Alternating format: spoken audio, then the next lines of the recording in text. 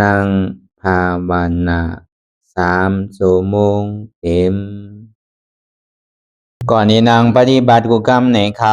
พร้อมกันไว้สาเยตนา3 เจ้าก่อนพุทธังที่พุทธาเจ้านั้นผู้เจมีเฮาคาไว้คาออกสาธามังที่ธรรมานาตาเจ้านั้นผู้เจมีเฮาคาไว้คาออกสังฆังยาริยาแปดเจ้านั้นผู้เจมีเฮาคาไว้คาออกต่อสืบกาเฮาติเลยดูคันธาเปิงดีพระตราสังขากรอิมาหังอัตตาภาวังพุทธัสสะปาริจาชามิกาติอันธาพาเปิงพี่แยมในดูตันพุทธาเจ้าเฮาออกอิมาหังอัตตาภาวังธรรมัสสะปาริจาชามิกาติอันธาพาเปิงพี่แยมในดูตันธรรมะเจ้าเฮาออกอิมาหังอัตตาภาวังสังคัสสะปาริจาชามิกาติอันธาพาเปิงพี่แยมในดูตันอาริยสังขารเจ้าเฮาออกต่อสิกว่าเฮาก็อ่อนกันเนาะผู้หลวงที่ปุญญาก็ปันโตอริยเจ้ากุเจ้าก่อนอริยเจ้ากุเจ้าค่ะในยามเมื่อไหร่ก็ดีอันข้าวอ่ำหูเสเลตั้งกามลงสามเปิงไหลวนพิษไหลลาพิษไหลเหตุพิษมาเจอนานแค้นดอปดปล่อยวางความบันขาวเขาอย่าให้เป็นอันตรายลงอันเหตุตามาโผนิปานันสกันติคโน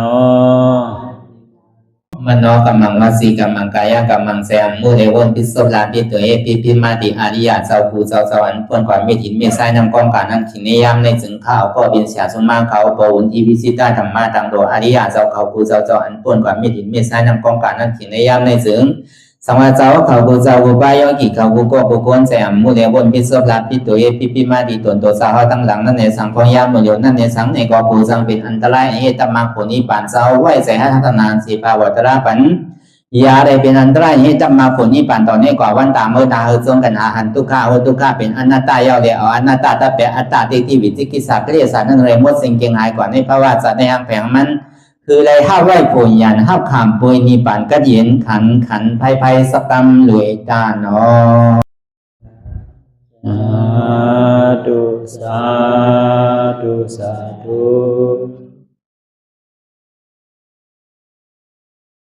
อ่อนตามสูตรนี่ก็เข้านังขาไก่กุด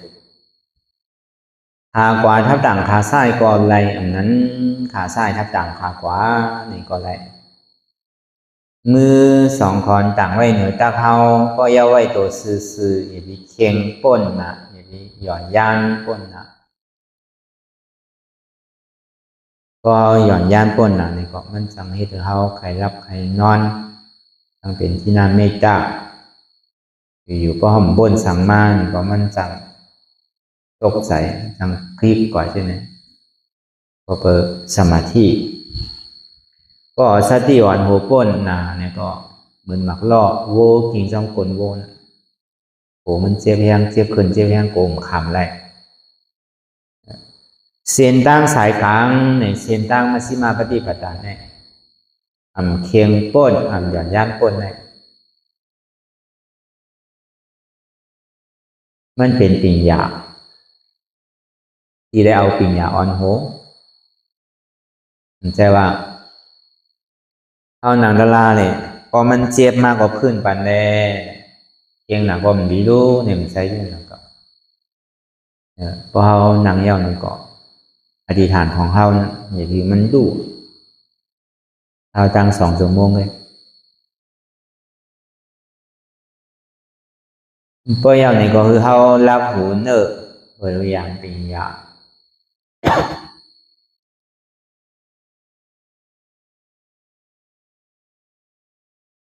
พอเมื่อเข้าใจดีนี้เอาอิดสร้างด้วยกำน้ำ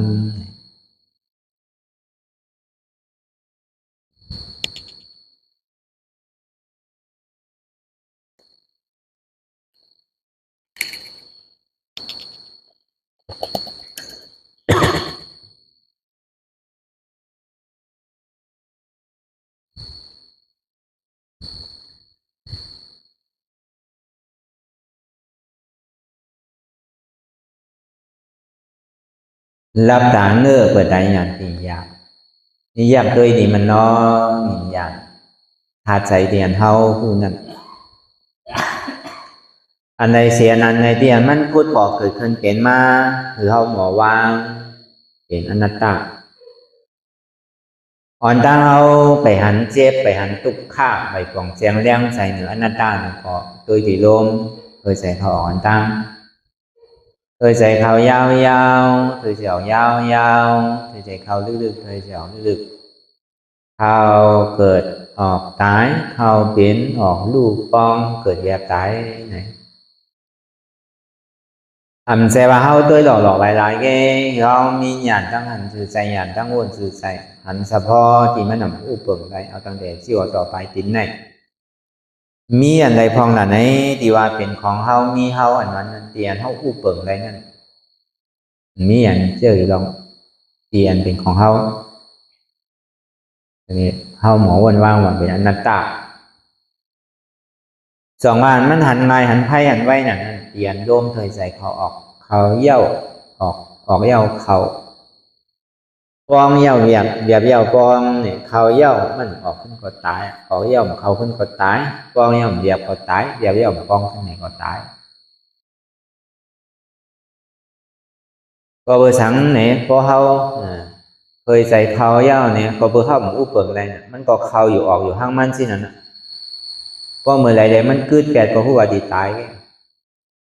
แล้วก็เกิดแก่เพราะวันนั้นเลยคือเขาวนว่าเกิดตายมานั่นอันนี้มันปาปิญญาใจว่าตัวอยู่ที่นั่นที่หันอยู่ผู้อยู่ซ้ำบนหันอยู่ผู้อยู่มีอยู่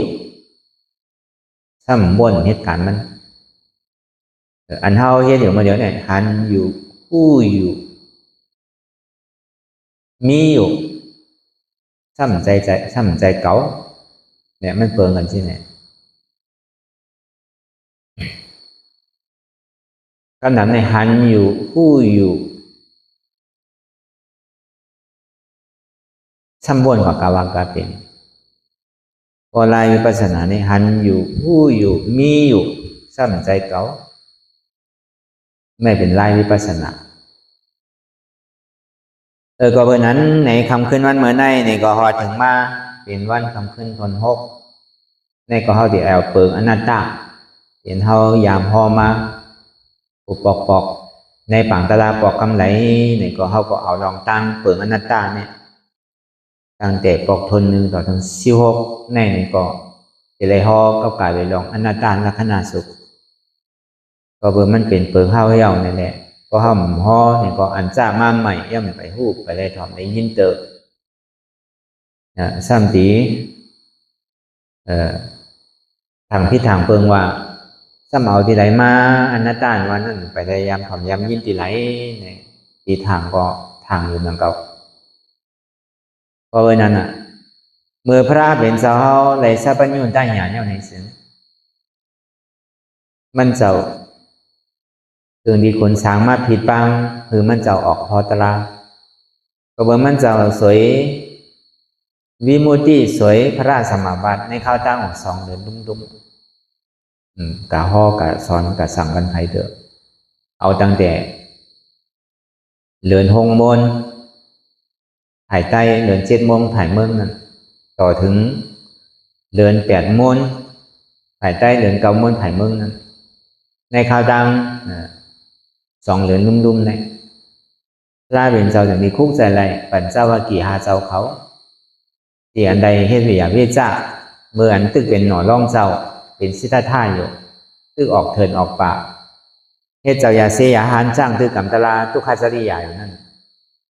พอเบอร์มันจะปอกขึ้นมากินมาซุ้มขึ้นเนี่ยเขาก็มาอยู่ในเอาไปเป็ดหน่อร่องเจ้าเขาหน่อร่องเจ้าเขาจากนี้คาดใจการตลา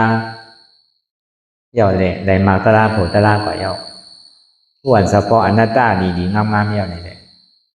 ก็วันนั้นเนี่ยคุกใจอะไรเขาเจ้าปัญจวัคคีย์หาเจ้าจังนี้ลูกเอาที่มันเจ้าที่พุทธากายานั่นมุมนามาที่เมืองปาราณสีที่โซนเซอร์เมืองปาราณสีที่อันปัญจวัคคีย์หาเจ้าเขาอยู่เศร้าไว้นั่นเพราะเป็นนั้นมาเนี่ยก็เมื่อเดือน8 โมงใต้เดือน9 โมงขึ้นนั่นนี่มันเจ้าก็จะมีห่อธรรมะเชษจากอ่อนตังพอเปิดสังในตลาดธรรมะเชษจากนั่นมันยังงานถึงผีเขาสางเขาพอเปิดผีสางเขาเนี่ยพอดีห่อกับกาได้ลองยุบนำคันธาห่อกับกาได้ลองอนัตตายุบนำคันธามันก็เป็นทุกข์ค่ะเป็นอนัตตามันนั่นเขาก็ยุบก็เบอร์ผีได้สางเนี่ยมันมีเจ็บมันมีเท่ามันมีเป็นก็เบอร์เพราะก็เกิดในเมืองผีนั่นมันก็เกิดก็ใหญ่แล้วเดี๋ยวมันใจมันหนังดูอ่อนเตียนเท่าเป็นอยู่เมืองโค้งกลางเนี่ยก็เบอร์นั้นไหนลองตั้งเท่าเป็นหรือว่าความมูกลองตั้งเปลี่ยนทำเป็นหรือในก็ความมูกเขาพูดว่าเกิดแล้วก็ตายลองตั้งเท่ามาพอก็ลืมตายอับมันนอนตีมตายผีมันก็เบอร์อาสางมันยาวหนาสางก็เบอร์อาสางมันยาวหนาเลยก็วันนั้นพระเป็นเจ้าเขาจะดีกว่าห่อกับกายไม่ลองธรรมะเชษจากธรรมะจักรปวัตนาสุขนั่นมันเจ้าห่อกับกายเลยลองทุกข้าเชษจากสมุทัยเชษจากนิโรธาเชษจากมรรคเชษจากลองตั้งเกิดก็เป็นทุกข้าลองตั้งเท่าก็เป็นทุกข้าลองตั้งเปลี่ยนนั่นก็เป็นทุกข้าลองตั้งตายเนี่ยก็เป็นทุกข์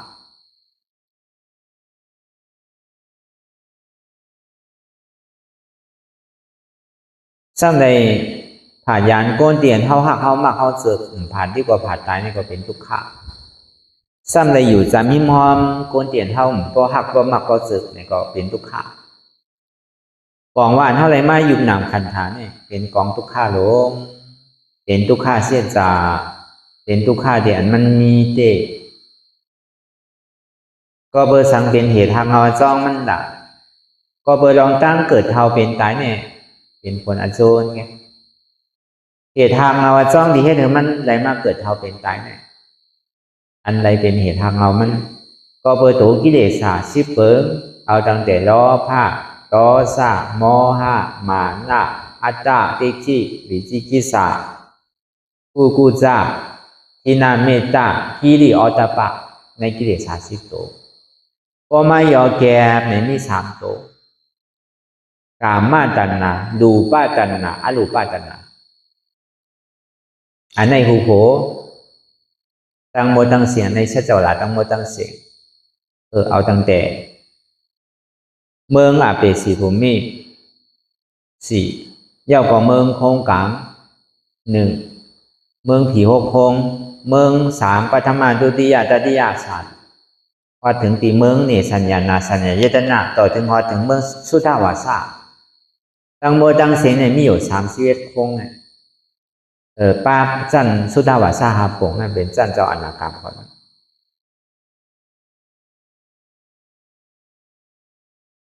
กามาตัณหานั่นมันเป็นหือเนี่ย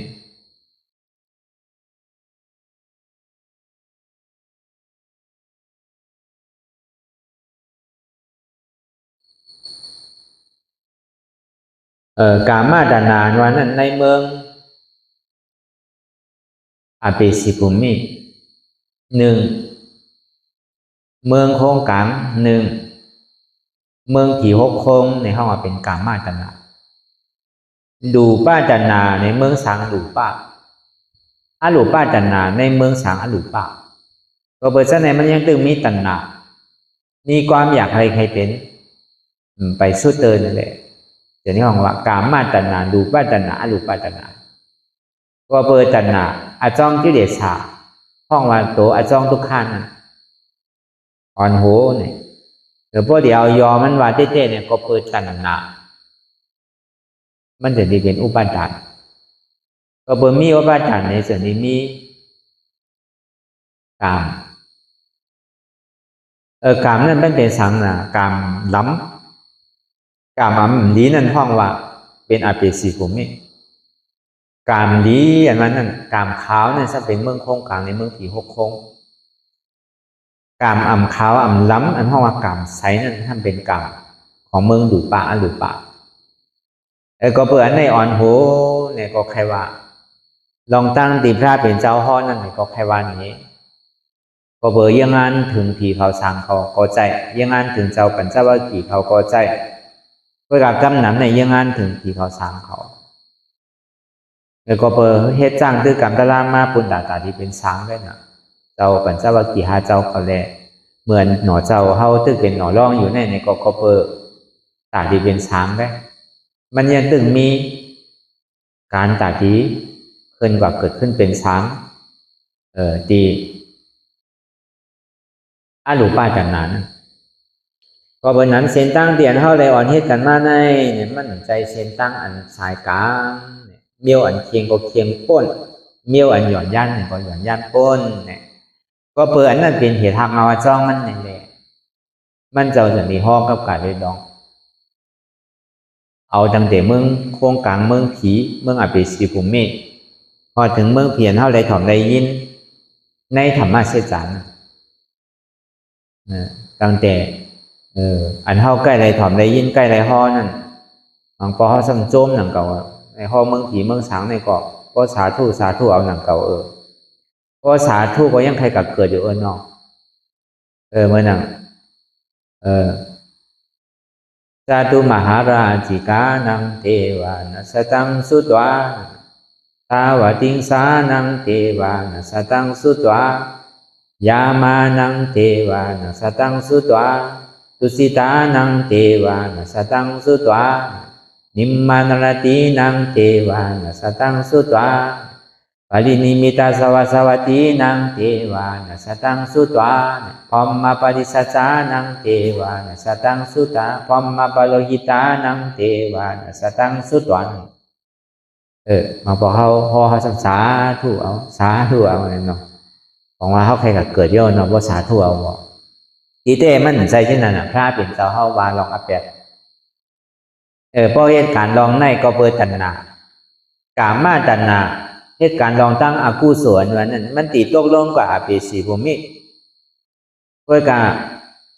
ก็พระเป็นเจ้าเฮากับกายโดยลองอาเปสิภูมิเฮาโดสาธุนำเราสัตตเลชานในก็สาธุนำเราเอกตาในก็โดสาธุนำเราอสุร่างกายในก็โดสาธุนำเรานาลายเนี่ยก็โดสาธุนำเราเฮาสำใครเลือกอันซ้ำฉากไว้หนาเนาะอันมันหนาเฮาสำใครเอาเนี่ยพวกมึงผีทำโจมน่ะสาธุเอากำไหนกำนั้นน่ะถึงมึง3คนพอมาวนได้กูปอเขาก็เป็นเช่นนั้นเสียเขาก็หย่องมากพอถึงเดินรับเนินม้วนมาศีล8คำมาใช่ไหมก่อไก่ห่อน่ะห่อธรรมะเสจานเนี่ยในธรรมะเสจานในสังในธรรมจักรปวัตนาสุดนั่นเยาก็มหาสมัยซะนั่นมหาสมัยนี่มันว่ากับกายโดยตั้งหมดในชัจวลาตั้งหมดตั้งเสียงก็การธรรมะเสจานนั่นเนี่ยมันสว่างกับกายโดยลอง อันมันดีถ่อมอันมันติดหูเฮานั่นมันว่าเลยลองเมืองเขียนเฮามาเหมือนเจ้านั่นมันก็ซ้ำดีถ่อมเต้เฮาก็ซ้ำดีฮ้อนน่ะเว้ยก็บ่ฮอกำไหลเนี่ยเฮาสาธุเอากำนั้นปองเฮาใครก็เกิดได้นั่นเนาะที่เต้เนี่ยมันใจเนี่ยมันว่าลองเพไผนั่นน่ะพอเฮาเหตุการณ์เมิกทุจริตนั่นในที่โลกอภิสิทธิ์ผมนี่พอเหตุการณ์ดีที่เกิดสุดมันเนี่ยก็เป็นคนพอดีเหลือคนเนี่ยก็เป็นผีตั้งแต่ผีจัน1ต่อถึงจัน6พอดีเหลือผีเนี่ยก็ซ้ำเป็นดูป้าช้างดูป้าพรหมนั่นพอดีเหลือดูป้าเป็นอาดูป้าบอกว่าพอดีเหลือทั้งหมดทั้งสิ้นได้เป็นสังเป็นอาริยะอันนี้ไหว้มาเนี่ยพระเป็นเจ้าป่วยถึงที่ห่ออันนี้ว่าลองอัปเดตเปลี่ยนเฮายามอ่อนเหตุกันมาที่ตั้งคือกรรมมานั่นนี่มันใจเป็นเส้นตั้งสายกลางก็ยานของมันยานว่ายานน่ะก็เข่งก็เข่งไว้อะมันดีถ่อมมันดีเด็ดดีเหมือนนั่นเนาะพระเป็นเจ้าเฮาได้ถ่อมเมื่อนั้นเต็มไปเป็นพระรานั่นก็ตึกเป็นหน่อร่องอยู่ด้วยน่ะก็เลยถ่อมยินติ่ง3เส้นเนี่ยนี่ก็เส้นนึงในประมาณเด็ดกำนึงในโอนก็เหมือนนั่นจังว่ามันน่ะเหมือนนั่นกองยานนั่นน่ะต่อยชื่อว่ามันหลังนั่นน่ะนอกกองยานนั่นมันดีถ่อมมันน่ะก็ในพอเคียงเอาเคียงก้นตีนน่ะก็ต่อยกำนึงเล็ดกำนึงเพราะเหมือนหนังก็ดีขาดอ่ะมันดีถ่อมก็ในอ่ำเคียงอ่ำย่านก้นนั่นก็มันเล็ดกำไหนก็ดีถ่อมกำนั้นในพระเป็นเจ้าว่าเมียวอันเฮาอาจองเดียนเฮ็ดเฮาอะไรกว่าขึ้นเกิดเป็นก้นแดสางอาจองเดียนเฮาอะไรเฮ็ดเกิดอภิสิภูมินั้นก็เปิดอากุโสกรรมล้ำอ่อนกว่าในกามะทุกติปุงสีเนี่ยก็เปิดอากุโสนั้นอ่อนกว่าในกามะสุกติปุง2เนี่ยเมืองโค้งกลางหนึ่งเมืองผี6โค้งในห้องว่า2ก็6สู่ก่อน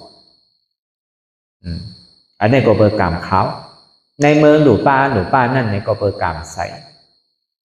เวลากูเจอกูลองเดียมันเป็นอยู่ในก็เปิดตัณหาอ่อนโหดให้ดูเปลี่ยนมากอีว่ามันคือมาดีอยู่ทวาร่าก็ซ้ำใจก็ถึงอาสาหมดก็ตกหนังเก่าเป็นผีก็ยาวเป็นช้างก็ยาวก็ยังตึกเป็นผีได้ช้างผู้ดูศาสนาอยู่ในนี่ตึกติดอะไรมากขึ้นปอกขึ้นเก่านั่นเป็นช้างหนาเนี่ยเป็นอภิสิภูมิสตรีสารเปตาสุรากายน่าไล่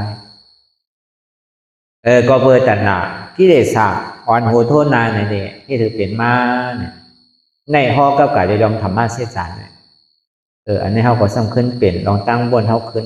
อันเขายังเฮ็ดเขาก็โตอันกลฮอมันในก็มือไปหู้ก็เฮ็ดสินั้นหนังเก่ามันทำดีฮอหนังน้องธรรมะเสียจานเนี่ยพอเขาพูดตีปองมันได้ดีวันเดียนั่นพอเขาพูดตีปองมันสาธุเอาโจมใครเกิดอยู่น่ะเหมือนเขาว่ามาเมื่อเจ้านั่นน่ะเพราะเป็นว่าเมืองอภิสิภูมิก็โหลสาธุหนังเก่ามันเป็นตีอยู่เขาเอาโน่นนั่นก็ห้องปอกเฮิรนเก่าเขาดีจังกาที่ไรน่ะเขากว่าตั้งไรก็มันเป็นแขกคนแก่น่ะก็เย้าในก็เงินเสียงมาในสังก็กาอะไรปอกขึ้นเฮิรนเก่าเขาก็อยู่เมืองผีในก็เมืองน่ะเขาก็นอนหอเจ3ลาวกันน่ะ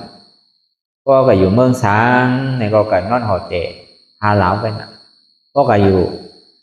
เมืองอาลูป้าในก็นอนหอเจ7ลาวน่ะก็กับปองเงินเสียงเนี่ยก็บอกขึ้นเฮินเก่ามันอยู่ถาวรล่างมันกึ้มอะไรก็เบอร์นั้นลองตั้งไอเปียนเราเปิดตัณหาที่เดชานั่นมันเปลี่ยนมาสินั้นในฮาวากับการในลองอาจอมอาโจเนาะเหตุและผลก็เบอร์ศาสนาพุทธกรรมลาเป็นเจ้าเขาในวาเลยเหตุผลพอมีอันไหนพอมีอันไหนมีเนี่ยพอมีเกิดพอมีรับพออันไหนรับหมอนั่นสุดว่าเลยลองอาจ้องในอาโจว่าเลยเห็นได้ผลผมใจว่าโดยตีผ่านทางกันเหมือนใจตีไรหู้เอาตีไรเฮียนเอาตีไรโทบเอาห้างโอยห้างแผงมันเดี๋ยวนี้ว่ามันเป็นเสี้ยจ่าแล้วละศาสนาพูดมากกว่า2-5 ปรับ69 วันเนี่ยก็มันยังตึกขึ้นกราบขึ้นปานอยู่ ก็ดีว่าเต้พวกคนเจอหาตลาดเต้ก็หาตลาดเต้ก่อนสังวานหนังเก่าอันนั้นเต้จังให้ถือก็เพราะนั้นในเพราะว่าลองตั้งอาจองอาโจทุกข้าอย่างนี้ซื้อผลอาโจสุขาในมีอันนี้มันดีป่วนไรลองตัณหากิเลสสังเนี่ยอันนี้นั่นเป็นสังในเป็นนิโรธาเสียจานิโรธาเสียจานั่นมันสัมปินผลก็เพราะมันเป็นผลอาโจน่ะนิโรธาเสียจานั่นเกิด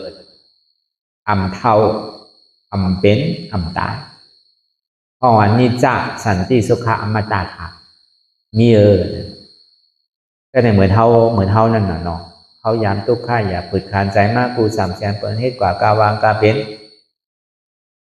ใครพองโคพองยุ่งพองก็กล่าวว่าหนึ่งเจ้ามาเนี่ยเปิดมาดัดในเฮาว่าโอ้มีเมืองหนึ่ง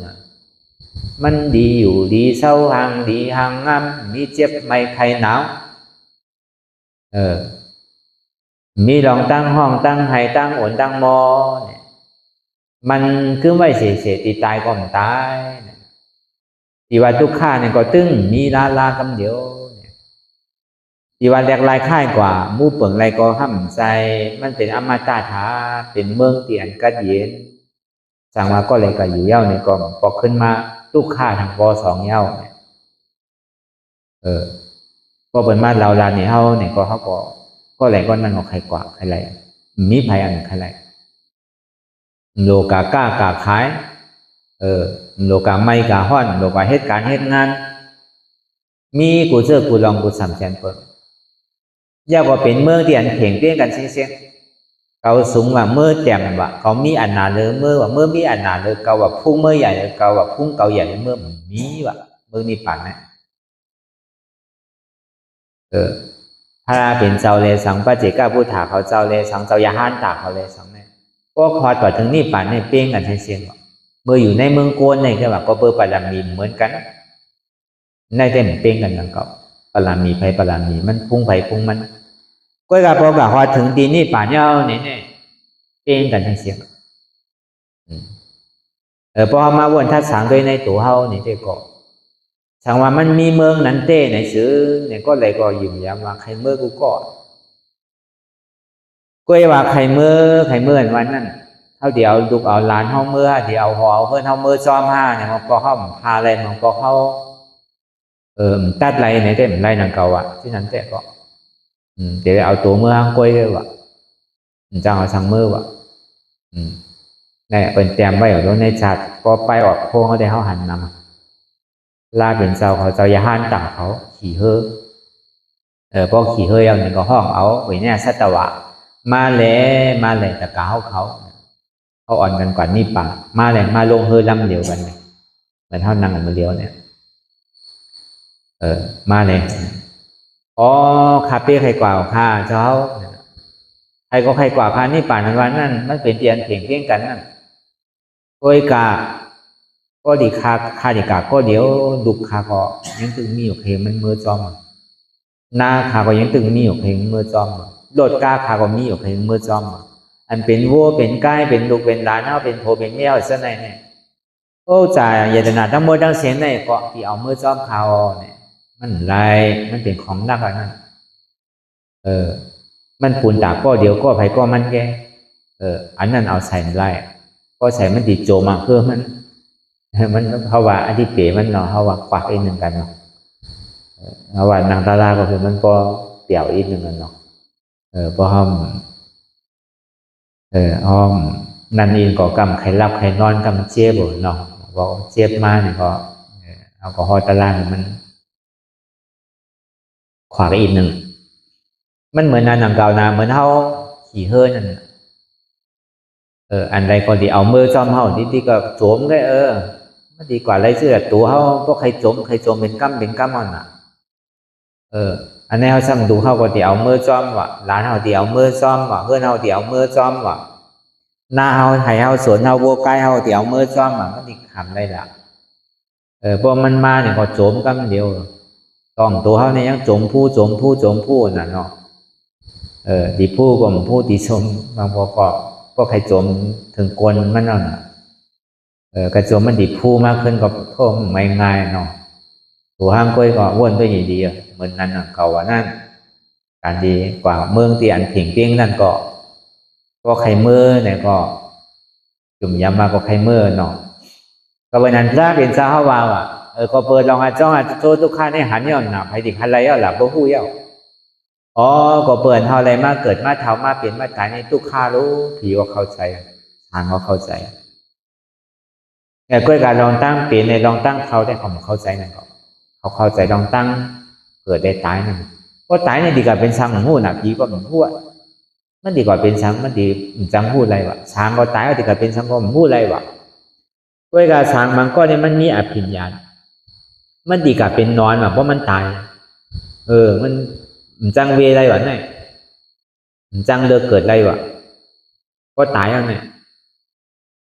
มันดีเสียเกิดละเนาะเอาหมากตาช้างเข้ามากัดตัวเป็นนอนวันนั้นเมียวช้างเขาเนี่ยซ้ำเหม็นผิวซ้ำดีหางผิวเมียวผีเขาเนี่ยซ้ำเหม็นก้นซ้ำมากัดเป็นนอนวันได้ก้นเฮาแค่มันดีตัวอีกน่ะเนาะถ้ามาเป็นช้างวันนั้นแค่ดีเสียเกิดก็หมดมันจังเปลี่ยนที่นั่นน่ะก็เบอร์นั้นพระเป็นเจ้าฮอตะลาก็ย่อเขาก็ปองมันก็ไหนก็เบอร์เท่าไรมากเกิดเนี่ยก็เบอร์เข้าเฮ็ดอันจ้าเป็นช้างว่ามันดิบปองใจซื่อเนี่ยมันดิบปองใจว่าก็เบอร์ดูป้าจันหนาในอ่อนเฮามาเป็นดูป้าจันหนาในอ่อนเฮามาเป็นอาชาก็ยาวว่ายาวเพื่อก็อยู่ทั้งไว้ที่แนวติ๊กตีริบตีซุกนั่นน่ะว่าสากสุดมาซ้ำดีได้ล่วงเมาเนี่ยเสียขิงเสียข้าวเสียยำไปตรงไหนตายก็ดีตายหลายๆแกอย่างก็แบบนี้ซ้ำดีมีวันชุดวันเสียงหุ่นได้มีเป็นที่ไหนเด้มันก็ปลอกเมาสางมันก็เหมือนผีเขานั่นก็เหมือนนั่นนั่งเขาใจเต้ในอันจ้าเขาเมาอันตั้งเขาอันจ้าเป็นผีก็หายว่ากำก้อรู้ไหนเขาก็สามารถลอยๆนู้นในเขาดีหายมาเลยก็มูใจเต้ก็เปิดอจองมันในเป็นที่ไหนมาในอโจจนสินี้เป็นที่ไหนเขาเลยมาเกิดยาวก็เท่าตายแน่ก็ว่าผีได้ช้างในเขาหู้จ้องอาชาเขาอยู่เขาเท่าได้ก็กะอาชาเท่าก็กะโตมเท่ามันเหมือนโกนเท่าเนี่ยพอเท่าก็หันกำเดียวนะหอกตาโมเขียววังเนื้อหนังเหี่ยวลูกหยาบนังหยาบไปหยาบลูกกอข้างหนังกอข้างก็กะผีเขาเนี่ยเป็นที่นั้นช้างเนี่ยเพราะแค่เลยผีทั้งก่อนก็เบอร์นั้นผีก็วนอยู่ว่าเป็นนันนอเนี่ยเขาก็อันจ้าพันกว่าก็พันกว่าตั้งน้ำว่าเขาซ้ำดีกว่าดีกับเป็นยังก็มพูดในใจเต้ก็เปิดความอยากใครเป็นใครนี่เมื่ออิ่มเมื่อเตอก็อะไรก็มองใครเกิดดีสุดต้องใครเกิดดีก็การมันซ้ำเปลี่ยนนู้นก็เบอร์นั้นเนี่ยก็เบอร์อาจองมันเป็นมาสื่อและอาโจมันจะได้ฮับที่นั่นก็เบอร์กำไม่ได้เฮ็ดไว้สื่อเนี่ยก็ควรอาโจกำมันจะได้ฮับที่นั่นมันก็ปองมากน่ะผีเขาก็ได้ถอมเขาก็บวยผ่านอะไรมากก็เบอร์อย่างผีในช้างนั้นมันไทยน่ะมันแยกแซวน่ะมันเหมือนอย่างก้นเอาก็ในก้นก็ห้ามปองมากนั่นเก่าปัญจวัคคีย์5เจ้าเขานั่นคู่อะไรดีทบอะไรดีอย่างน่ะลองตั้งเหมือนหนังเจ้าก็ได้ญาติในเท้าหรือเปิ้นเอาน่ะคนโหก็หอกมากน่ะเขาใกล้หันน่ะก็เปิ้นแต้มทางในสังเปิ้นปันขุนทางนั่นในสังเจ้าก็ได้ญาตินั่นน่ะโหหอกหรือเปิ้นเท้าก็เท้าหรือเปิ้นนู้หันดีเอาน่ะมันก็แค่ในทบมากอยู่เอาลองตั้งเกิดตั้งเท้าลองตั้งโยกะตั้งเป็นก่อนในทบได้ญาติดีเอาใครก็ใครเกิดใครเท้าใครเป็นนะก็เบอร์เฮ็ดเกิดเท้าเป็นเนี่ยก็เบอร์ตัณหาความอยากใครเป็นใครมีมืออิ่มมือเติบก็เบอร์นั้นเนี่ยพอใครป้วนนั้นในหนังสือเบื้องเตียนมันเพียงเพียงในมีเนี่ยเพราะว่ามาที่นั้นเนี่ยก็ซ้ำดีเฮ็ดจื่อละใครขวัญนั่นดีย้อนกากอมได้อยู่ดีปัวไม้ดีเลียนเข้ากากอมได้มันใจเมียวเฮ็ดอะไรที่นั้นเนี่ยเว้ยกะติไรยางจ้อมเสียนตั้งอันไหนติไรเฮ็ดเมียวคือใดติไรมากก็เปื่อว่าวันเมืองเตียนมันเพียงเพียงนั่นเนี่ยมันเป็นผลมันเคยรู้ในเหตุมันเต้ในติไรเฮ็ดสังไรถึงละติไรยางซื้อติไรสืบซื้อติไรจ้างซื้อกรรมซื้อหลายติไรยางจ้อมเสียนตั้งอริยมรรค8เพิ่งสัมมาทิฏฐิสัมมาสังกัปปะสัมมาวาจาสัมมากัมมันตะสัมมาอาชีวะ สมาวายามะสมาสติสมาสมาธิเรียงจอมตั้งหันหมัดเมียนตั้งวนหมัดเมียนตั้งหลัดหมัดเมียนการเฮ็ดหมัดเมียนการเรียกอาศักสายใจหมัดเมียนตั้งคัดใจหมัดเมียนการตื่นผู้โตหมัดเมียนสมาธิตั้งมันหมัดเมียนในหมัดเมียน8 เปิง 8อันในติเรียงจอมสินตั้งอันในก้อยกาตาดิยอยางจอมสินตั้งอันในติได้เอาปิญญาอ่อนโหก็เอาปิญญาอ่อนโหยาวนี่ก็มันจะดีไรมาสมาธิที่ได้สมาสังกัปปะที่เรียกว่าสมาธิที่นั่นหันทุกข้าสมาสังกัปปะผู้จักเหตุทุกข้าก็วางเป็นอนัตตานี่ก็ว่าที่เตมันเหตุทางเราอจองทุกข้าเนี่ยเป็นอัตตานั่นเหตุทางเราอจองสุขข้าเนี่ยสัเป็นอนัตตานั่นบอกว่าในธรรมะเสจาเนี่ยมันวางเข้ากับเลยลองว่างตัณหาเลยอันเท่าใครอยากใครเป็นใครนี่นั่นว่างไปเลยก็เป็นนั้นมาเนี่ยก็พระเป็นเจ้าฮอตลาธรรมะเสจาสุดเสียงกว่าเย้าเนี่ยก็ที่เขาสร้างเขาก็ในตลาดทุตรามเนี่ยก็ห้ามไผ่ห้ามมันอ่านโหไลโกงเตมันอ่ะพี่ก็สร้างก็อ่านโหไลอสังเขมันอ่ะแต่ตลาดทุตรามเนี่ยก่อนนั้นอันใดตลาในปัญจวัคคีย์5เจ้านั้นมีเจ้ากรัญญาอ่อนตั้งสุดที่ใดเป็นซอดาปะเพราะว่าเจ้ากรัญญาผู้เย้าเนี่ยพระเป็นเจ้าเฮาก็สันติห้องอื่นออกเสียงของ2 กำนั่นน่ะเฮาใกล้ห้อเสียเนี่ยก็โกรัญโยภัตติโยวาโปมหานาโมสาสะจิเอเตปัญจมหาเทระปัญจวัคคีติอุสาเดติธัมมาจักปวัตตนัสสุตังนิธิตังโกรัญโยอ๋อเจ้ากรัญญาหันเย้าเนาะตลาดเดียนเก่าเลยทบเลยญาเนี่ยก็มือก็ทบญาเหมือนเก่าเย้าเนาะภัตติโยเจ้าภัตติยาด้วยเลยเจ้ากรัญญาในหันเย้าเจ้าว่าป้าด้วยเลยเจ้ามหานามด้วยเลยเจ้าอาซาจิด้วยเลยเจ้าโกรัญญาในทบเลยตลาดเย้าต่ว่าโกรัญโยภัตติโยวาโปมหานาโม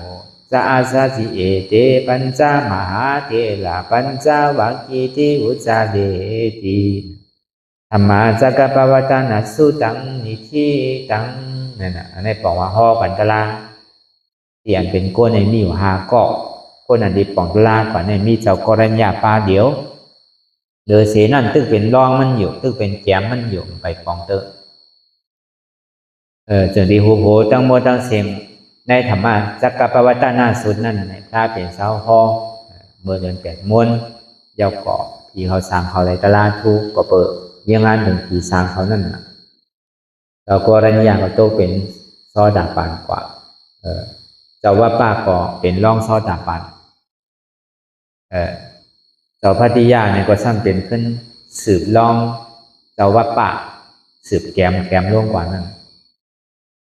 พอเป็นนั้นมาเนี่ยก็พระเป็นเจ้าเฮาจะดีขึ้นห่อทางเบอร์คำขึ้นเดินลอง1 คำแต่ว่าเดินแบบใต้ลอง1 คำเดินเกาเมืองลอง1 คำเดี๋ยวดีห่อก็เบอร์ตลาดหน้าตาเนี่ยมันเป็นตลาดสั้นสูงก็ดีห่อบัญชีเขาสร้างเขาปองมันว่าเลยอัตตาและอนัตตาที่ตีกับกันนะครับก็เบอร์นั้นพอถึงมาเมื่อคำขึ้นลอง1 คำนั่นเนี่ยกลายเป็นเจ้าเฮาจะดีห่ออนัตตาลักษณะสุขเดียนเฮาได้มาเฮ็ดกันมันเดียวเนี่ยก็วันนั้นในอันเป็นเก้าเงา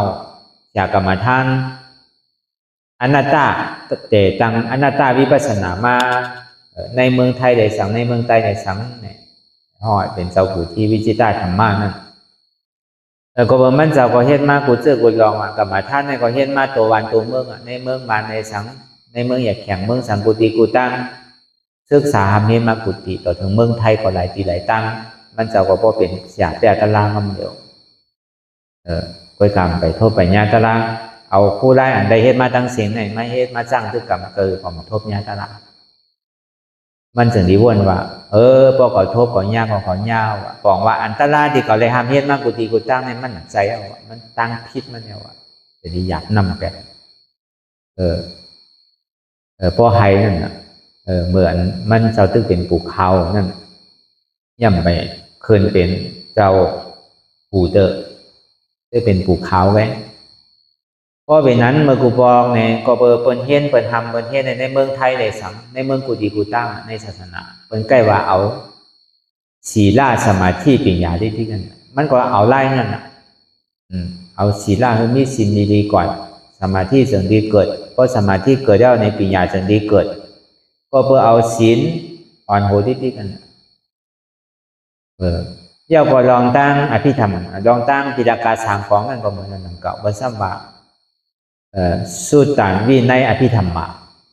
มันสัมปินผลที่นั่นสุตตังวินัยอภิธรรมะก็ได้ขอกัมปราเป็นเจ้าฮอในสมัยเป็นที่นั้นมันจะได้มาวนก็เบอร์มันเจ้าเลยเห็นอภิธรรมะเนี่ยเย้ากว่าอยู่5 จำก็เบอร์อภิธรรมะมีอยู่7 จำก็เบอร์นั้นเนี่ยมันเจ้าจะได้มาวนคนไข้ตัวในอนัตตลักษณะสุขอันฮอปันสวัสดิ์5 เจ้าเนี่ยก็เบอร์ทำเนี่ยปองมันนังเมื่อไหร่เนี่ยก็เบอร์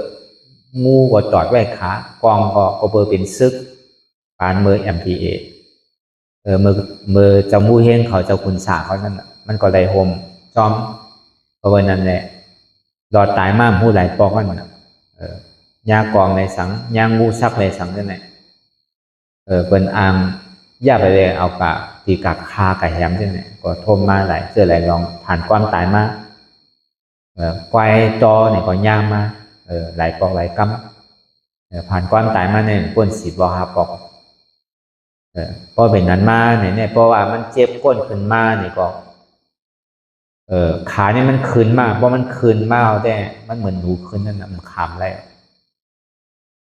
เมื่อกูบอกเนี่ยเพราะมันเจ็บมาเนี่ยก็เพราะมันคืนมากเยอะอะไรล่าๆซ้ำจุกไปภายสร้างแก่งก่อนนั้น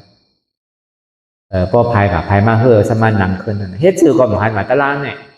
ก็เป็นนั้นก็อยากนำแต่สิ่งอะไรแต่เดี๋ยวมาวนคนใครในอนัตตลักษณะสุขนั่น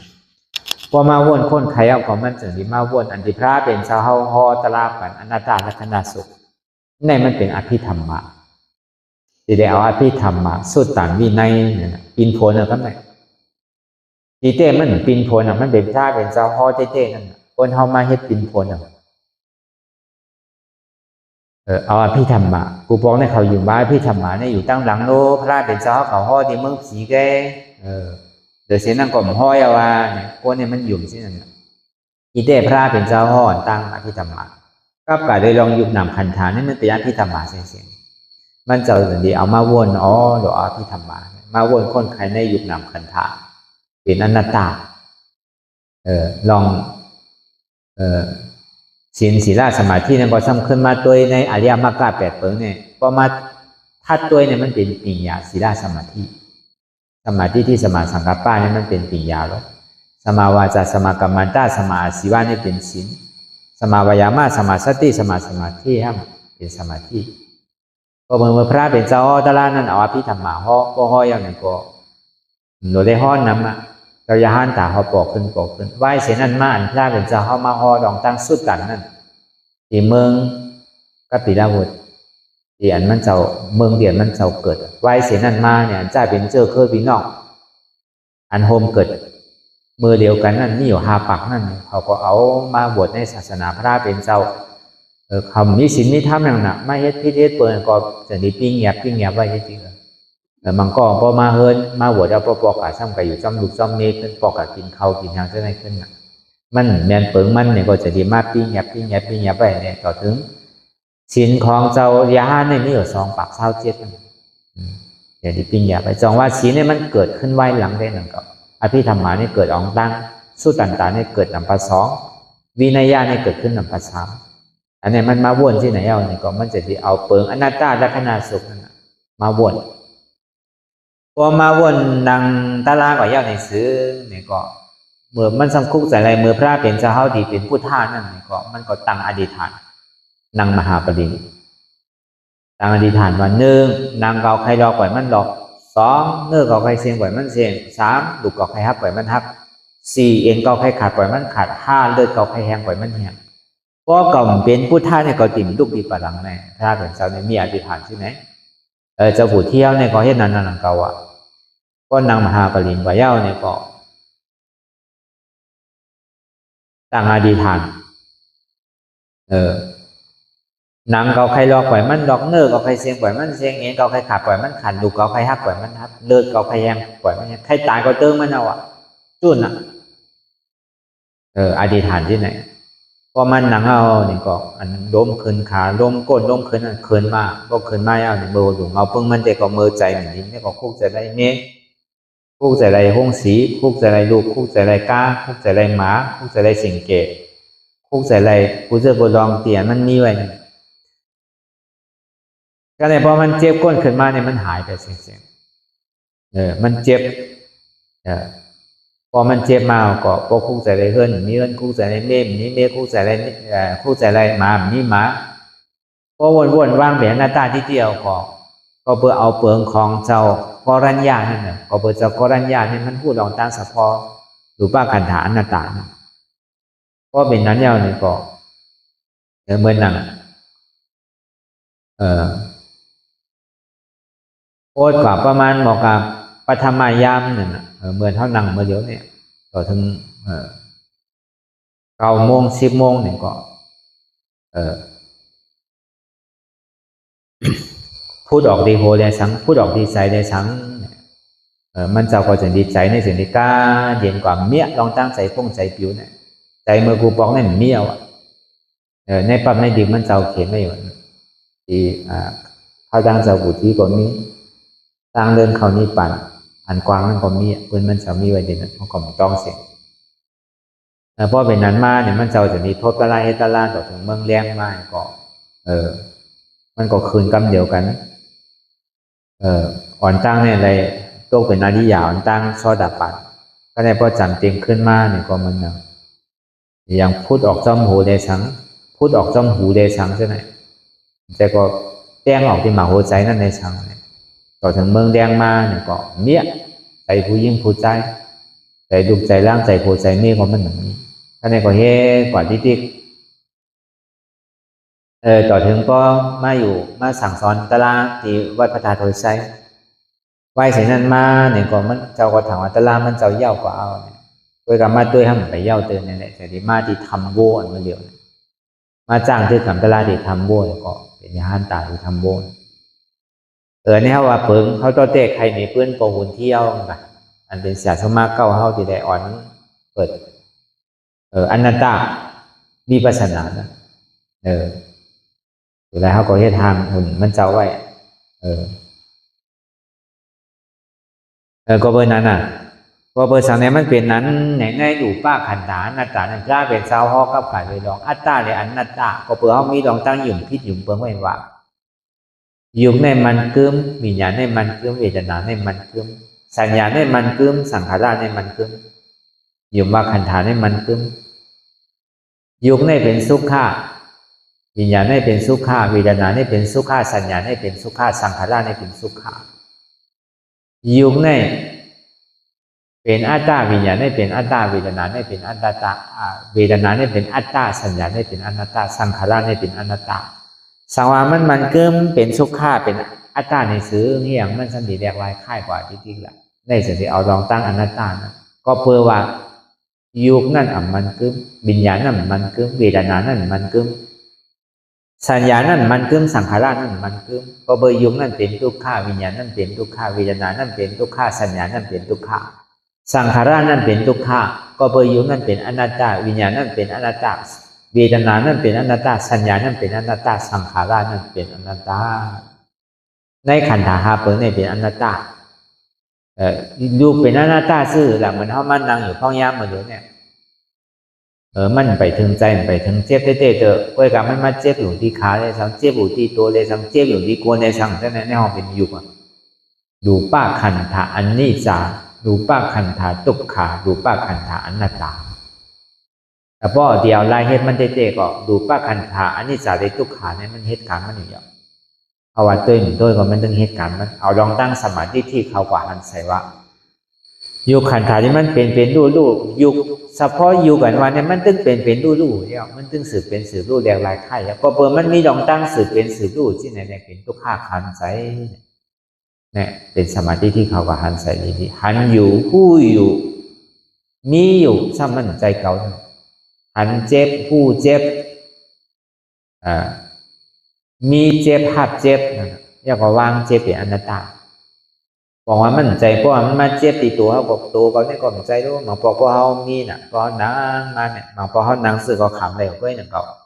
ก็กับเพราะมันกัดเจ็บผ่าตีนในสังเจ็บดีโกนในสังเนี่ยมันก็ใครลุกใครเรียนกำเดียวเพราะมันเปลี่ยนมาเนี่ยเขาใครโยกเขาใครหนึ่งเขาใครขึ้นไปนั่นปองอัตลาเนี่ยมันมาไวเอาเสียนั่นมันตั้งถึงใจเสียตาเนี่ยก็มันตึงมีตีตัวอัตลาเนี่ยมันเตี้ยในตีตัวก็เป็นนั้นแหละบางพอเขาใกล้มีน่ะร่มขาขึ้นว่ะร่มหนูขึ้นว่ะที่ไหนเมื่อเช้าตึงเรียกก็ยำเปลี่ยนพอกัดมาเนี่ยขึ้นนี่ที่กับขาเนี่ยมันดีเป็นหมายามกาไปครับกล่อมหัวดื้อมอเมื่อตึงเป็นลูกอ่อนเนี่ยผมพูดน่ะดื้อมอพอผลตีโต๊ะแหลตีออกที่ไหนเนี่ยคืนอ่ะขาเมื่อตึงเป็นลูกอ่อนนั่นก็เป็นนั้นมาเนี่ยมันพอป้อมจังยังได้เอามุงกินใส่ปันนานๆได้เอาผ้าห่มไปให้จะดีกว่าเลยอันนี้ก็เหมือนนั่นนะกับก้นเอาหนึ่งก็นี่มันตีเป็นอยู่บางพอมันคืนตีผ่าตีในสังคืนตีโกนขีดในสังเจ็บอยู่ตีโกนเจ็บอยู่ตีเงาขานั่นในสังเจ็บอยู่ตีผ่าตีนั่นในสังเนี่ยตาลาเนี่ยมันมาตีอยู่ก่อนนะตั้นถึงใจเนี่ยก็เอาตียุบในหนังเก่าก็เอาตียุบได้ใจได้เวทนาสัญญาสังขารเนี่ยมันมาจู้ที่นั่นก็กายยุบมันตีแห้งเด้อบอกว่ามันเจ็บมาดีขาก็มันใจขาเขาอนัตตาขาขึ้นขามีอนัตตาขาเจ็บขามีอนัตตาขาแก้นขามีอนัตตาขาแสบขาห้อนขาไม่ขากัดขานี่มันมีอนัตตาในที่เกิดนั่นเขานั่นห้องดูป้าขันธาอนัตตาเนี่ยบอกว่ากับกายได้ลองอยู่กันมานั่นตั้งแต่ซี่โกต่อไปที่ในห้องว่าเป็นอยู่ทัดบอกว่าดูป้าขันธาอนัตตาก็ราเป็นเจ้าพ่อกับกาได้ลองอนัตตาลักษณะสูงในตอนยุคนั้นนี่ก็เจ้ากรัญญาในจะมีตัวเป็นยาหันตาดีนะซอตาปันในปีนี้รู้ซอตาปันที่มาซอตาปันที่ผลในไล่เอานะก็ในซ้ำขึ้นเสือเป็นสตการมีมาสตการมีโพอนาการมีมากอนาการมีโพอาราธามาอาราธาโพตกเป็นยาหันตากว่าคำเดียวขึ้นคำเดียววันสามมัก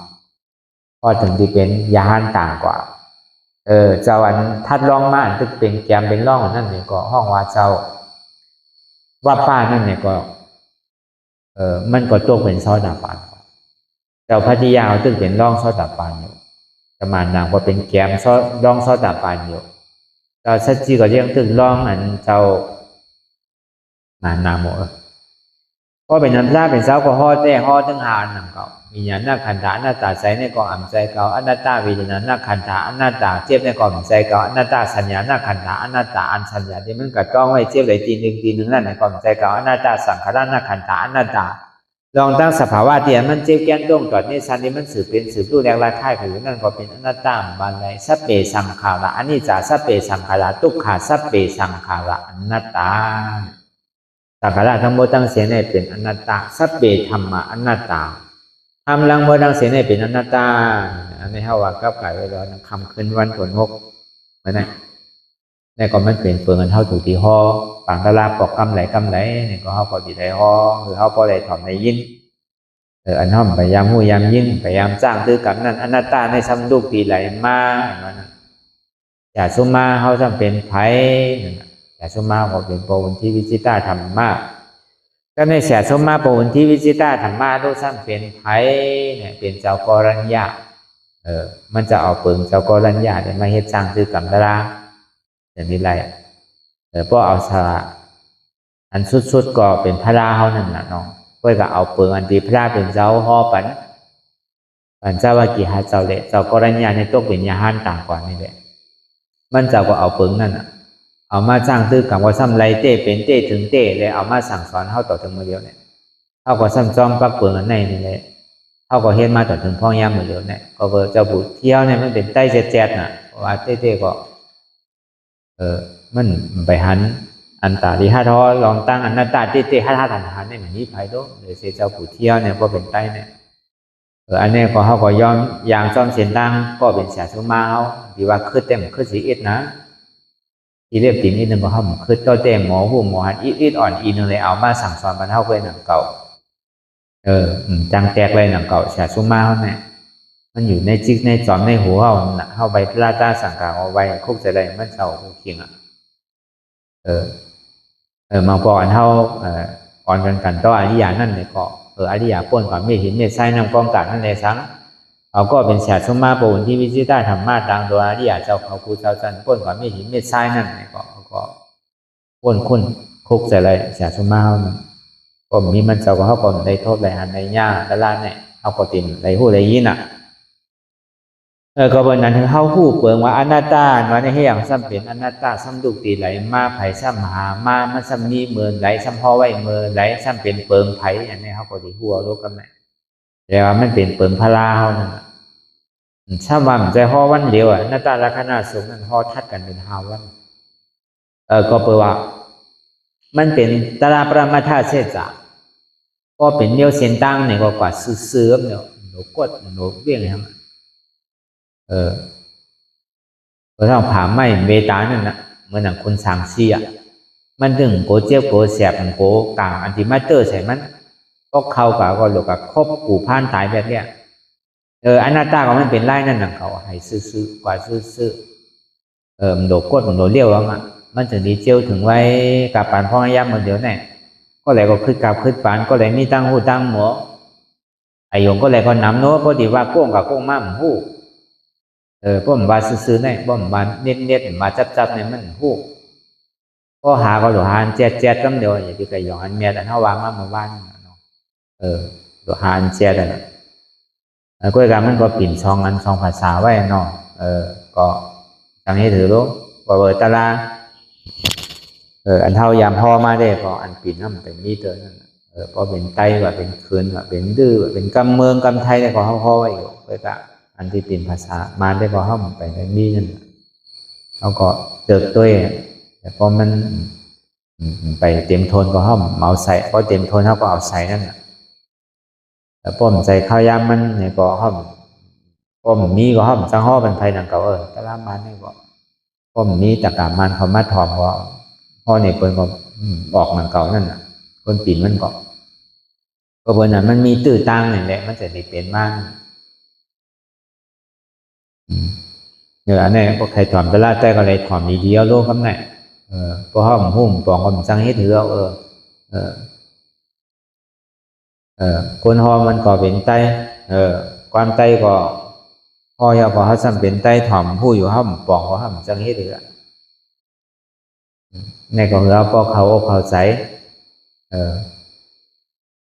เขาจะสื่อสร้างสื่อตื้อสื่อกรรมสื่อเนี่ยก็เขาพอเขาอกเขาใจใส่อกใส่ไว้อย่างนี้งามก็เบิกนำทำคำสอนนี่มันมีกาพันก็เขาออกหมอใจเนี่ยการตัดที่หาได้โทษได้ยากคนตัดที่มาซับเลี้ยงนี่เขาเลยช้างแต่เขาดียากเสียสมาธิตัดที่ไว้ใจดีๆงามๆอะไรมาข้อสั่งสอนปัญหาวันนั้นมันหายากนะแต่ว่าเขายองตัวห้างก้อยหนังก็เปิดเขาหาไม่เอาตั้งแต่เมื่อเรียกอายุ7 กว่า 8 กว่าเขาก็หามาเสียสมาเนี่ยไม่ยาวเมื่อ3 ป 30ก่อนครับเพราะใครตกลาตกทุนเนาะเพราะว่าเจ๊ใครในย่ามเลยบอก7 ขวบ 10 ขวบนี่ดีเนาะก็การสั่งก็ย่าอย่าห้ามไปผ่านในตกรอกล้ามาเนี่ยก็มันได้อย่างเก่าเนาะก็เลยผ่านมานั่นเพราะมันผ่านมาก็มันอิ่มเนาะก็มันสั่งถูกมากกว่าย้อนนั่นมันได้อย่างเก่าก็พอเขาผ่านในตัวกล้ามาโมเดลลองดูลองล่างลองอย่างลองเตะเอาต่อเฮิร์นมาเนี่ยลองเอ็ดลองสร้างลองอย่างวันอย่างเมืองมาเนี่ยเขาพอผ่านมาเจี๊ยมันอิ่มหนาวมันอิ่มหนาใจเติมหนังกับมันจะนี่หมอปล่อยพาว่างในเพราะมันกลุ่มการของดีมีดีบานของจานมีดีซ่องเนี่ยครับแล้วนะก็เป็นอันเราพอห้ามยามของปอมันใกล้เป็นที่นั่นเนาะพวกเจ้ามันใกล้ลู่ย้อนที่นั่นนะหัวเจ้าเนี่ยใกล้ลู่ย้อนนั่งยิงใกล้ลู่ย้อนเงินคำว่ะพอมีเงินคำนำกว่านั่งยิงก่อนนำน่ะมันใกล้ลู่มันเป็นกูกันเหมือนนั่นความไทยห้องว่ะสติสตังว่ะผู้ยิงแรงเงินคำว่ะเพราะมันมีเงินคำหนามันจังปันไทยเอาโลกเพราะมันหูทำหูตะลาเนาะเพราะหูทำหูตะลาเนี่ยมันอะไรมันอิ่มมันเบื่อหนาวดูมันดีอยู่ตัวอีกน่ะพอมาวนทัศน์ด้วยมันเป็นทุกข้าร้อนๆมีอาโจสักใครตาตกลาตกรุ่นกว่าเขามาทบยากกว่าผมก็อายุก็30ยาวดู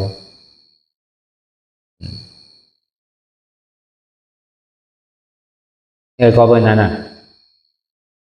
เขาไว้กาไว้คันเขาถ่อมเข้าใจดีตลาดได้ก็มันใจเราเอาเสียงเอาน้ำก็มันอย่างในยีดก็ยังอันใดพวกเขาไว้เอาเนี่ยคือเขาถ่อมเข้าใจดีนั่นน่ะก็มันเจ็บกว่าหนึ่งมันตีเจ็บให้เธอเจ็บเกิดนั่นน่ะให้เธอตุกข้าเกิดนั่นน่ะไว้เหลือเกินเพราะย่ำไปผ่านได้เขาย่ำไปคำไรเขายังตึกรู้อยู่ในแต่ก็ปองว่าเขาย่ำไปพร้อมเดินแล้วก็เบอร์นั้นพอเขาเฮ็ดหมันว่าในสีปอกไว้2 นาที2 ชั่วโมงนี่เปิ่นลูกก็ห้อมลูกในแต่ก็มึงนั่นมันดีเตรียมมาร้อยๆหนังเก่าแสนั่นในมันก่อยๆอยากปงมิกก็เตรียมหนังเก่าเพราะมันหยอดละได้ก็เตรียมเนาะเพราะยามหมอคนปองได้ก็มันจังวามันน่ะก็ใส่ตั้งเนื้อปองตั้งไตน่ะใส่น้ำคือน้ำปองที่ก็มันจังให้ซื่อเพราะยามหมอดีเนี่ยครับหมอโง่ไว้ก็มันจังให้เดินน่ะเปิ้นว่าสังก็มฮู้เปิ้นว่าสังก็มทอมเปิ้นว่าสังก็เมาเนี่ยก็ซ้ำจังมีหนังเขานี่กวนเนี่ยก็ยิงใบยิงเฮ็ดอ่ะเอาบอกว่าป้อมเป้วางคนเมียวนั่นคนนี้หมอได้มันดีอยู่แสกก็มันโง่ไว้มันยอมถ่อมมันยอมเอาที่ไหนก็มีก็ในหมอหมาเมียวเนี่ยซ้ำเต็มหนาหมอดีได้ดีอยู่ก็การนำมันเต็มกว่ามันหมดใส่คือก็มันเข้านำมันเต็มมาลงอันเก่ามันย่อมออกอันใหม่ก็มันจังเข้าก็การหมอหมาเมียวเนี่ยดีอยู่ก็การหึงมาหยอดเอามิกนึงเพราะมันดีแล้วมันหยอดอยู่ก็วันหนึ่งก็วันหนึ่งเดือนหนึ่งก็เดือนหนึ่งปีหนึ่งก็ปีหนึ่งก็เต็มหนังเรานั่นมันก็เพราะมันเป็นมอดีกวนเขาเนี่ยก็เหมือนนั่นหนังเก่ามี4 มอหนังเก่าโดดเป็นมอดีเอาอีดเข้าใจดีหรือยาก็โดดเฮ็ดเต้นั่นหลงมันในอันเขาอยู่มาเดี๋ยวเขาโดดเต้นั่นน่ะเนาะอธิษฐานของเขานั่นหรือมันดูน่ะสังวาภัยทะเลมากลาโปตลาเต้เนี่ยก็เขาโดดวนด้วยตัวด้วยใจเขาดีๆนั่นพอเขาหย่อนยานตั้งคัดใส่อันเขานั่งเขาเพื่อนเขาหมุนค่ายเปลี่ยนถึงมากกว่าเยาเหมือนเขาใกล้ว่าอันสาวเขาที่มาพึกใหม่นะมันก็โหนะเพราะมันนางสอนนาดีนี่มันก็ทำว่าเพื่อนว่าไงเพื่อนไรว่าโหแบดภาษาว่าแบงเพื่อนก็เพื่อนไรก็กะอย่าเป็นลูกตีเก่าก็ลูกเนี่ยเหมือนไรอยู่ตีเก่านั่นน่ะใครเพื่อนก็เพื่อนลอยมันจะว่าปั่นแห้งเพื่อนหนังเก่านะสิที่มันยามหน่อก็การเลยขึ้นอยู่จังให้เลยมันขำเลยก็กะเขาอย่าเป็นลูกตีเก่านั่นเพราะลูกมันยามมันนี่เป็นตัวอย่างเป็นเพิ่นก็ลูกก็รู้ก็ดีลูกเนี่ยเหมือนโวนั่นน่ะเนาะก็มันกัดหันกอมันก่อนมันใครเกลือใครเห็นกันเนาะใครเยิงกันเนาะอยู่ไรเพราะเขาใกล้ใครเยิงใครเขาน้ำหนาในมือเขาติดน้ำเนี่ยเขาอย่ามีกินหน่อยน้ำเนี่ยก็เย็นไรเนี่ยตอนนั้นเขานั่งอยู่ตอนนั้นเช้าเขานั่งอยู่เนี่ยย่ำใจโดดได้ดาดกำเหมือนคารุเหมือนเจ้าแฉบด้วยเหมือนเจ้าแฉบเพราะมันจำเป็นที่เขาเหมือนกินหน่อยน้ำเนี่ยก็กินเนี่ยของใครพายเบาที่ทิ้งน่ะเขาหู้น่ะเพราะเขาใกล้พายเบาที่ทิ้งเขาอย่าไปกินเพราะติมันนังกระลาเอาพอติมันนังเอาพายเบาเลยให้ถึงเป็นอาจารย์เราอยากตึกนางอยู่ให้ซ้ำกันลูกออกกาที่ทิ้งมันคือว่าเป็นหันเท่าก็เป็นดีนี่เขาเป็นดีบ้าเขาเป็นตัวอย่างดีเขาทำเป็นคนอ่อนโหเป็นเขาทำลูกเนเปิลก็ผู้อยู่อันใครเขาน้ำมันก็กลายเป็นมันเป็นอาจารย์เขามันจะเลยอุบเลยลาสังเนติกินนี่ยังน้ำนั่นก็ดีว่าซื้อนั่นตอนคนพอมันยังกินอันป่นมาอยู่หลายวันเอาในกระหามาเจ้าพอเจ็บอีกหนึ่งกินกว่าอีกหนึ่งอย่างเงี้ยพอเขาตึกคอตะล่ามแมงบินเขามันห้อมในกลางสุดโดแมงบินเขานั่นมันแก่นตรงไหนนั่นน่ะพอเขาเฮ็ดยามเนี่ยก็มันเปลี่ยนมันก็ลูกอะไรกันนะครับแต่พอเป็นนั้นพอเขาใกล้ลูกเขาตรงมาอยู่ตั้งหลังเอามันมีเจ้าจ้าง วายใหญ่คือก็มันมีเจ้าสั่งเขาย่ำลูกเนี่ยเขาเป็นเจ้าจ้างเขาลูกเนี่ยเราก็อยู่ต้องหลังบนก็ไม่ตองแหวกทางนาเนี่ยก็เขาไกลลูกก่อนตั้งเปิดถึงขิงก็เขาลูกเนี่ยเราก็อยู่ตั้งตะกาเขาพุ่นเนี่ยตะกาเขาย่ำลูกลูกเฮดเต้เพราะว่าเป็นที่นั่นที่เที่ยวตีว่าเขาเดียวดีอายไปเขาทำนี่ว่าว่ะเป็นเจ้าจ้าง5 บาท 6 บาท 7 บาท 8 บาท 9 บาทต้องการเจ้าสั่งเขาอันที่ย่ำไปหลายๆว่าเป็นตึงมาบทใหม่เป็นย่ำฮัดลูกกันนั่นอันนี้คือมันอย่าไปคือมันมีอาจ้างตัวนี้มันหลีดีอายเปิดก็เปิดนั้นไหนแหละมันหอดถึงมาเย้าเนี่ยก็เปิดข้าวยำเปลี่ยนเท่าในคำขึ้นวันถึง6ในเฮาว่ากับกะโดยลองอนาตาและขณะสุขในเปิ่งเปลี่ยนเฮาเฮ็ดมากูปอกปานตะลากูปอกนั่นนี่ก็เฮาก็สิได้ห่อจอมเนี่ยก็เปิ่งมันเป็นเปิ่งซึ่งนั้นเนี่ยเฮาก็สิได้ใกล้ๆเอามาห่อนิดนึงนั่นน่ะเพราะเปิ่นนั้นในก็อ่อนตั้งในก็เฮาว่นด้วยดองโตทำมีเนี่ยก็เฮาก็หันทำใจนี่ก็เฮาก็ฮู้หันมันใจโหเกาขาเกามือเกาโตเกาใจเกาว่านามันเป็นอนัตตาทำนี่หันทุกข้าทำใจหัวทุกข้าเป็นอนัตตาทำนี่หันเจ็บทำใจหัวเจ็บเป็นอนัตตาอันนี้ก็เข้าวนยาวเข้ายามหึงอย่างที่ว่าใครอย่างที่ว่าเทิงเตียนเท่าหันเท่าวนเตียนเท่าวนเท่าหันนั่นหึงก็เพียงเพียงกันกว่าวนต่อถึงเจ็บนั่นก็สุดวนต่อถึงทุกข้านั่นก็สุดถ้าต่อถึงอนัตตานั่นก็ตกพุทธขาดกว่าในที่มันพุทธก็เกิดขึ้นเป็นมานั่นก็คือเฮาก็หมอวนวางแจ็บตัดเป็นอนัตตาสับพอไหล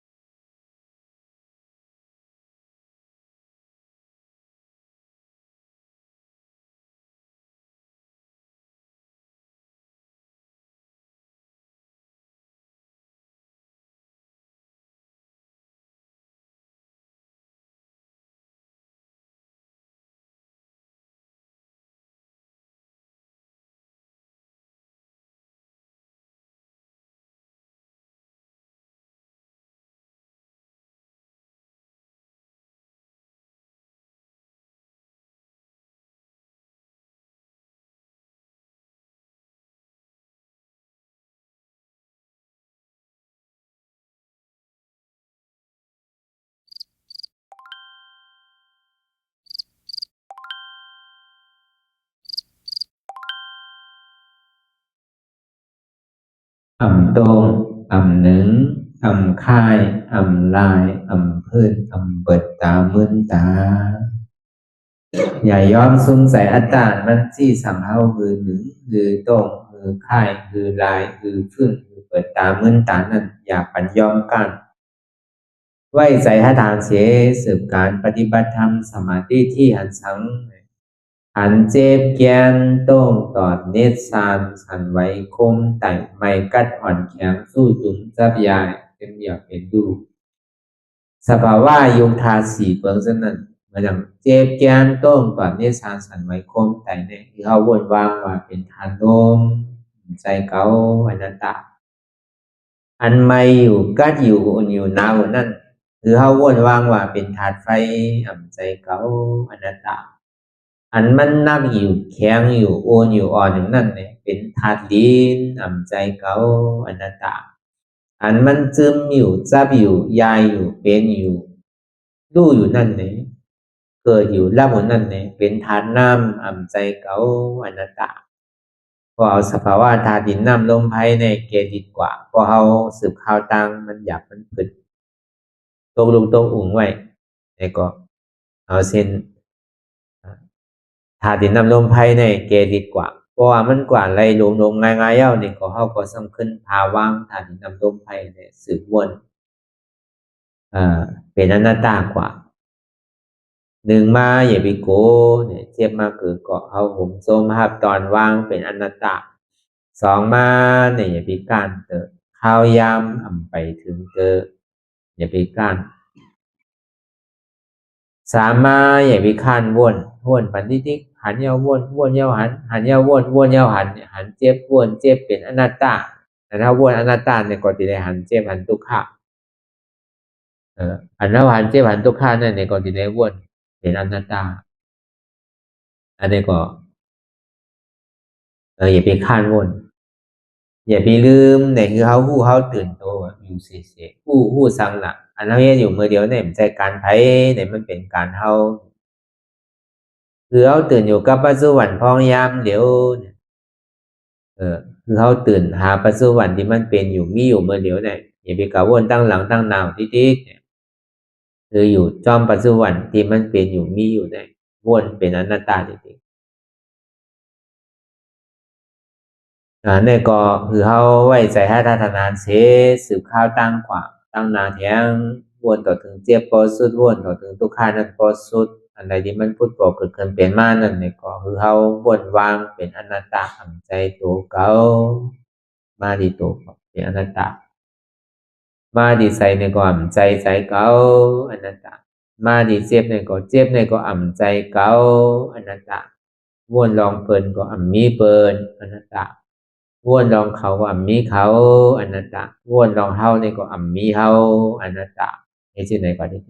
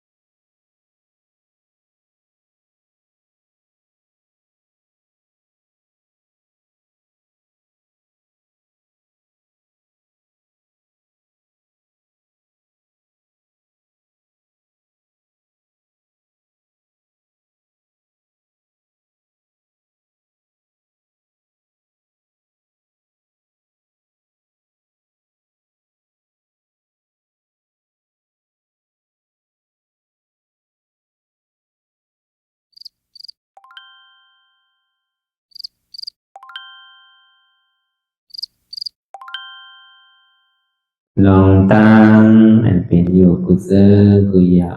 ย้ายข้อมคำไว้ที่ใส่หูถอดถอนออกที่ใส่หูมันออกเสียงก่อนสภาวะอะไรก็ดีลองตั้งอะไรก็ดีอันเกิดขึ้นมาที่อยู่ตัวที่ใส่ที่เจ็บสนั่นถอดถอนออกที่ใส่หูมันออกเสียงสภาวะอยู่ธาตุสี่เปิงสนั่นเจ็บเทียนโตกอดเนตรสั่นไหวโคมไต่ไม่กัดอ่อนแข็งสู้ตุนซับยายจึงหยดเปลี่ยนดูสภาวะอยู่ธาตุสี่เปิงสนั่นตีหนังธาตุกว่าผู้ซับตีอัตตากว่ายึดว่ามีโตมีใสมีเจ็บสนั่นเอาบ่วางเป็นอนัตตาไหลลองแสนพ่องปิวอยู่อันเฮาว่นลึกว่นเลยอยู่เป็นเดิมเป็นลาวอยู่จนให้สาวถอดถอนออกตีใส่รูมันออกเสียงก่อนยอมกึดยอมออกยอมลงอันเฮ็ดให้เฮายินดียินให้เจริญอารมณ์เจริญถึงใสถึงคอไว้ตีมันยืดไว้ตีมันเป็นทุกขานั้นปวดปล่อยวางออกที่ใส่หูมันออกเสียงก่อนลองเจอเป็นทุกข้าเลยลองย้อนถึงใส่หลายอย่างมันเกิดขึ้นมาตีตัวที่ใส่ตีเจียบสนั่นปวดวางย่อเสียงก่อนก่อยค่ายย้ายลายดึงพื้น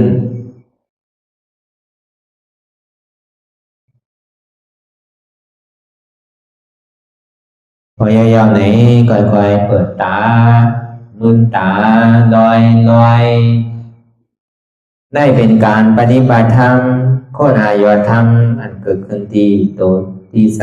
ที่เจ็บอันนั้นโคนหาเหตุหาเงากระจองทุกข้างนั้นต่อสืบการในเฮาที่ได้ส่งเมตตาถึงวิเนยสัตวะตั้งบนตั้งสิ่งก่อนอิดาเมบุญยังอาสวะคายังนิบานังวังหอตุมาปุญญาภากังสเปสัตตาสัมมาลาภันตุอิตังเมปุญญังอันเฮาคาไลมาตือกรรมปฏิบัติวิปัสสนาภาวนาหาอันยอดธรรมอนัตตาในอาสวะคายังเป็นอันถาสัพตัดแต่นาสวะสีเบิงเสียวแลนิพพานังตีนิพพานันขอดูให้ถึงเสกัมติคามาปุญญาภากังคอนดีอันคามานังวิปัสสนาภาวนาทรงยืดปันสเปสัตตานังเทวปเมสลาญาติกาดึนเคเจอคือใดก็แลจากว่าสัตวาทั้งสิ่งต่างดวงนั้นสมาลาพันตุอะไรพรดีนำกันตั้งเฮาคา ตามสิ่งสกรรมติคาโนสาธุสาธุสาธุ ต่อสิกว่าเฮาพระอ่อนกันเนาะพระหลวงที่ปุญญาก็ปันโตอริยเพเจ้ากูเจ้าก่อนอริยเจ้ากูเจ้าค่ะในยามเมื่อไหร่ก็ดีอันข้าวอ่ำหูเสเลตั้งกามลงสามเปิงไหลวนพิษไหลลาพิษไหลเหตุพิษมาเจอนั้นแค่นดอปวดไหววางความบันขาวเขาอย่าให้เป็นอันตรายลงอันเหตุมาโผนิปานั้นสกรรมติคาโนมโนกัมมังวสีกัมมังกายกัมมังแสมมุเรวนพิศลาปิตัวเอปิพิมาติอาริยะเจ้าภูเจ้าสวรรค์พ้นความเมถินเมษายนำกองการนั่งขินในยามในจึงข้าวก็บินเสียสมมาเขาปวุนทีพิสิตาธรรมะตังโดอาริยะเจ้าเขาภูเจ้าสวรรค์พ้นความเมถินเมษายนำกองการนั่งขินในยามในจึงสังวาเจ้าเขาภูเจ้าภูปายกิเขาภูโกภูโกนแสมมุเรวนพิศลาปิตัวเอปิพิมาติตนตัวสาวตั้งหลังนั่นในสังพยามโยนั่นในสังในกอภูสังเป็นอันตรายเหตุมรรคผลนิพพานเจ้าไหวใส่ให้ทัศนานสีภาวตระปันยาได้เป็นอันตรายให้จำมาผลนิพพานต่อเนื่องกว่าวันตามเมื่อตาเฮจงกันหาหันทุกข้าทุกข้าเป็นอนัตตาเยาเดียวอนัตตาตาเปะอัตตาติวิจิกิสาเกลียสารนั่นเลยมดสิ่งเก่งหายกว่าในภาวะสัตว์ในอังแผงมันคือไรห้าไหวผลยันห้าขามปุยนิพพานก็เย็นขันภัยสกรรมรวยตาเนาะสาธุสาธุ